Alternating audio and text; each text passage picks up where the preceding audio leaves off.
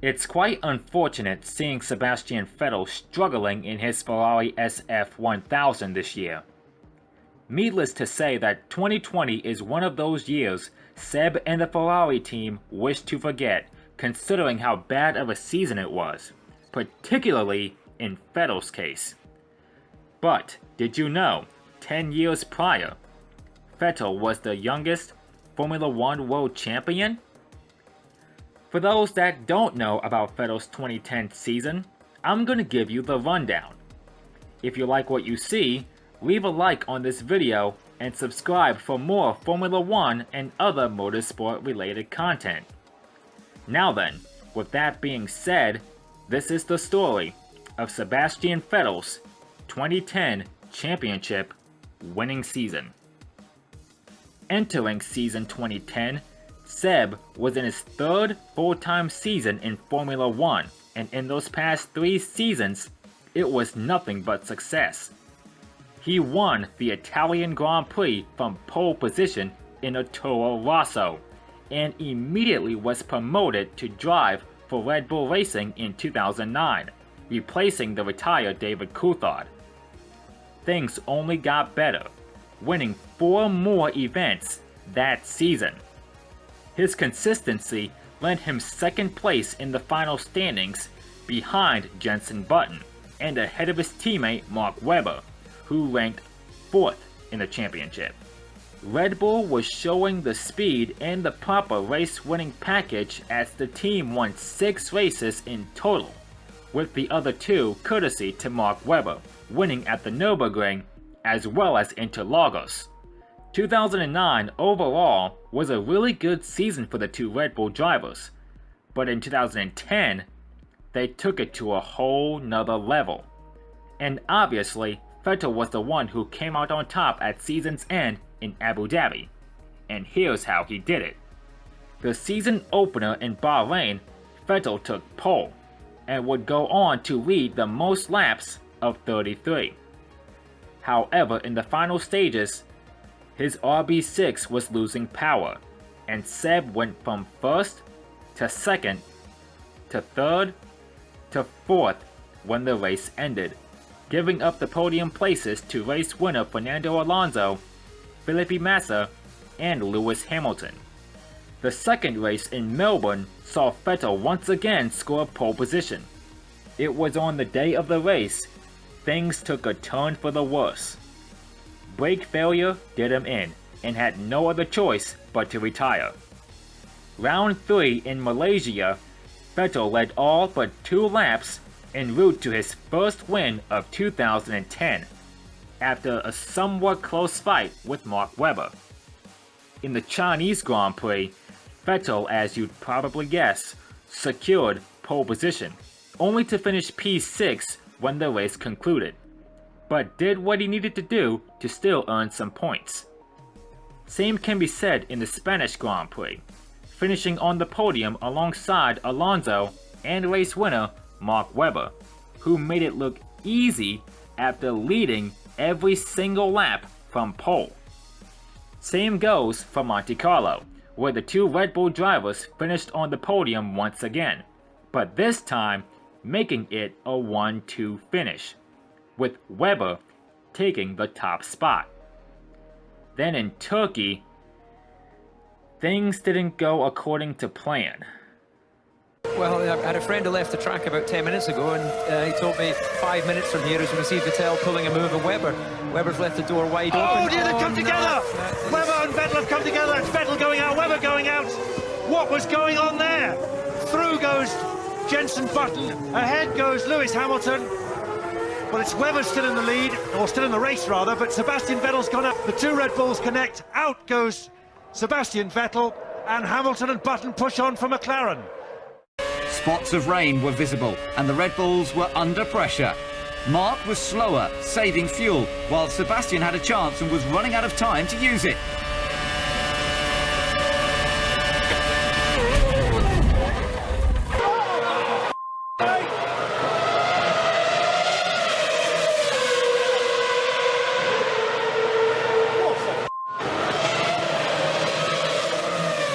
It was too late for intervention from the team.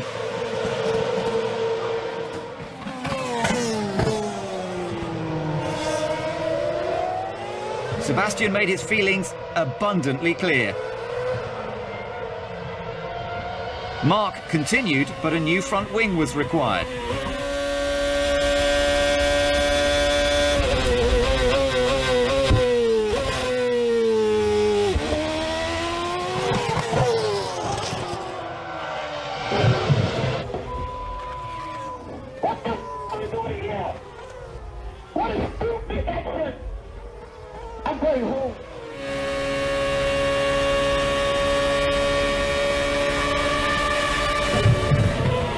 No matter how you looked at it, or whose side you're on, it was a disaster.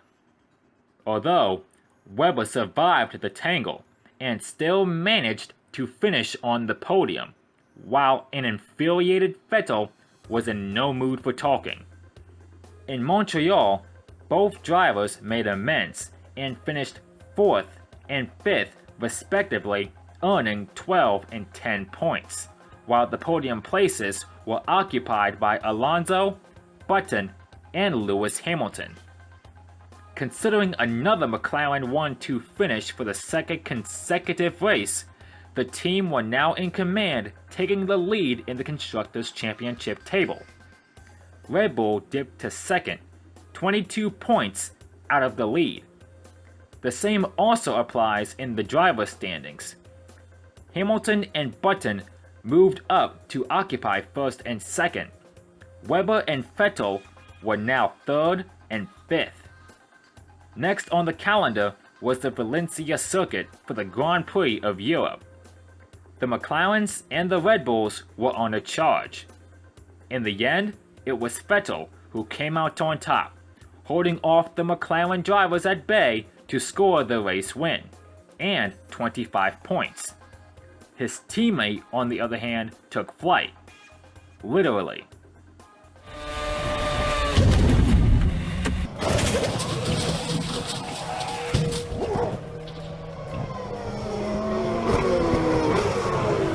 Incredibly, both drivers were okay. Despite the scary wreck, Webber shook it off in Silverstone, taking the lead away from Vettel in the opening lap and stayed in front all the way to the finish. Not bad for number 2 driver.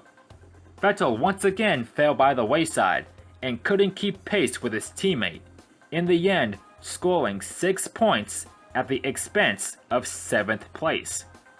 Aside from that, he was still in good shape in terms of where he was in the standings, being 4th place. Albeit, he had to play catch-up as he trails behind first place Hamilton by 24 points. Next was Hockenheim, Sebastian Vettel's home turf. He was satisfied with 3rd, behind the Ferraris. It could have been Felipe Massa's race to win, but thanks to pointless team orders, it just wasn't meant to be.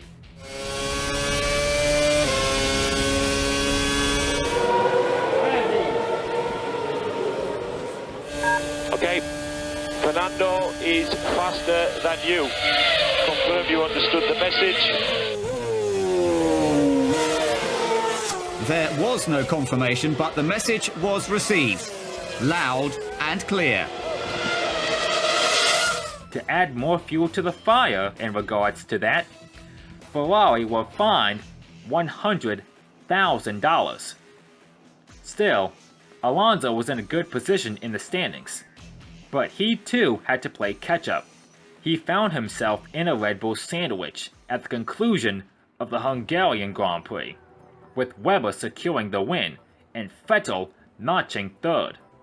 It was a great day for the Red Bull team considering they locked out the front row, Vettel clocking in the fastest lap of the race, leading the first 15 laps in the process. The rest of the remaining 55 laps were in the hands of Webber. Furthermore, Vettel was gaining on Hamilton, while Webber moved up into first in the standings. In the Belgian Grand Prix, Hamilton led all 44 laps en route to his 3rd win of 2010, also clocking in the fastest lap time in his McLaren MP4 25. Mark Webber, who won the pole, secured 2nd. With that, the championship was now pretty tight. Hamilton retook the lead by a margin of 3 points ahead of Webber. Due to Sebastian Vettel getting into it with Jenson Button at one point during the race, he was slowly falling back. With only a handful of races left, he was running out of time. Starting the Italian Grand Prix from P6, Seb did what he needed to do to avoid trouble, to finish just outside the podium, ranking P4. Still playing catch-up, he was able to breathe a little easier and stress a little bit less when disaster struck into Hamilton's hands. He pushed the Ferraris to the maximum. But contact with Massa was not part of the plot.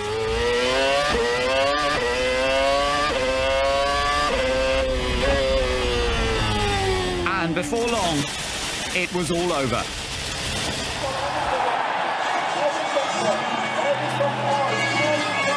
Fernando Alonso was the winner on Ferrari ground, and went from 5th to 3rd in the standings. Considering Hamilton's retirement, Webber retook the lead by 5 points heading into the streets of Marina Bay. Under the lights for the Singapore Grand Prix, it was a repeat of Monza at the expense of Alonso, recording his 2nd win at the track. Sebastian Vettel in his RB6 did what he needed to do to finish 2nd place, after starting in 2nd place. His teammate Mark Webber rounded out the podium, ranking 3rd. Now we come to the infamous Suzuka circuit for the Japanese Grand Prix. The Red Bull drivers converted a front row lockout to a 1-2 finish. Vettel was the one to beat, since he was the one that led the most laps, and of course went on to win the race itself. Slowly buying his time and keeping up with the consistency, the German was tied for 2nd in the points with Alonso with a total of 206 points, both of whom were trailing behind Webber, holding on to the lead by 14 points.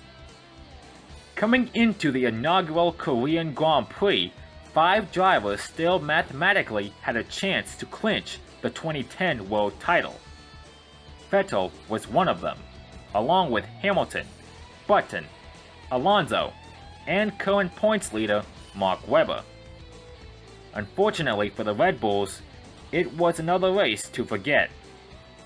With the damp conditions being a huge challenge on a new track, it caught out multiple drivers, Mark Webber included. Worse still, Vettel too encountered problems, following a blown engine. Fernando Alonso stayed out of trouble, securing the win, whilst creating a 15-second gap between himself and 2nd place Lewis Hamilton. With Alonso victorious, now on top of the points, and Vettel not scoring points following a mechanical failure, now 25 points back, falling down the order in 4th, it could spell disaster if Alonso keeps up the consistency, let alone win the final 2 races.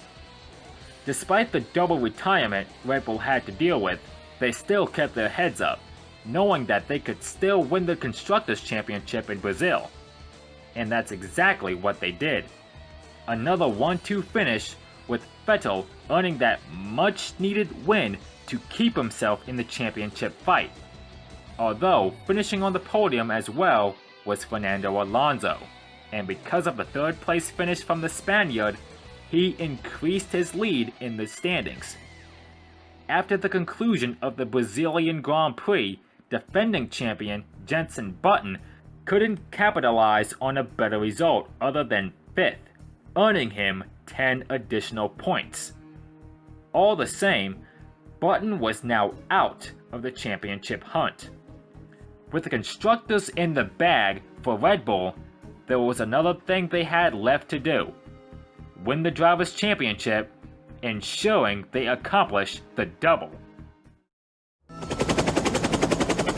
The Yas Marina circuit in Abu Dhabi provided a truly spectacular setting for the dramatic finale of the 2010 Formula One World Championship. Alonso was the man to beat with an 8-point advantage over Webber. Vettel was 7 points behind his teammate, while Hamilton had the biggest hurdle to overcome. Red Bull had secured the Constructors' Championship, while nothing less than a 1-2 finish and a disaster for McLaren would leapfrog Ferrari to second.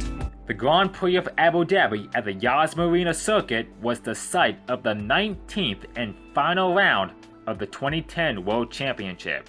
It all came down to the final 4 drivers of Webber, Vettel, Hamilton, and Fernando Alonso, but one of them will become world champion. In Hamilton's case, he'd have to hope for the other championship contenders to not finish in the points to become world champion. But he had to win the race at the same time in that scenario. But of course, spoiler alert, that did not happen. He'd record a runner-up finish in the race, and that wasn't enough to become world champion for the second time. Mark Webber and Fernando Alonso were using different strategies to outrun one another, but to no avail, as both failed to seal the deal, crossing the finish line 7th and 8th respectively. Sebastian Vettel, who had his ups and downs the entire 2010 season, dominated the race, from pole position no less, leading the most laps and picked up one of the most emotional race wins in his Formula One career. Not only did he win it in dominating form, but also with it, he joined the likes of Farina, Fangio, Clark, Lauda, Hunt, Senna, Schumacher, and many others on the enormous list of Formula One world champions, also becoming the youngest ever to achieve such an accomplishment. Thank you, boy. Unbelievable. Thank you, I love you. Sebastian Vettel, you are the world champion! The world champion, well done, enjoy it! You are the man!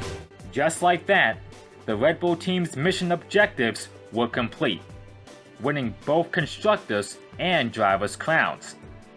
Both drivers on the team played their part to get the job done, but it was Vettel in particular coming in clutch when it counted most. For those that always wondered the story behind why Seb decided to carry the number 5 on his car since 2015, this is why. Dating back and reminiscing to his first of 3 more of his world titles when he was still racing at Red Bull, because during the 2010 season, his car was numbered 5 at the time. Vettel won the 2010 World Championship over Fernando Alonso by 4 points.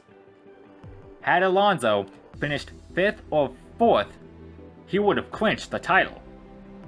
Webber lost out by 14 points, and as for Lewis Hamilton, he lost it by 16 points.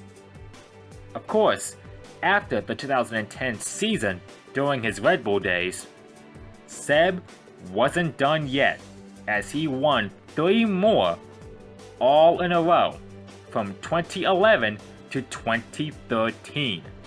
But those are stories for another day. For now, that's all I have covered up for this video.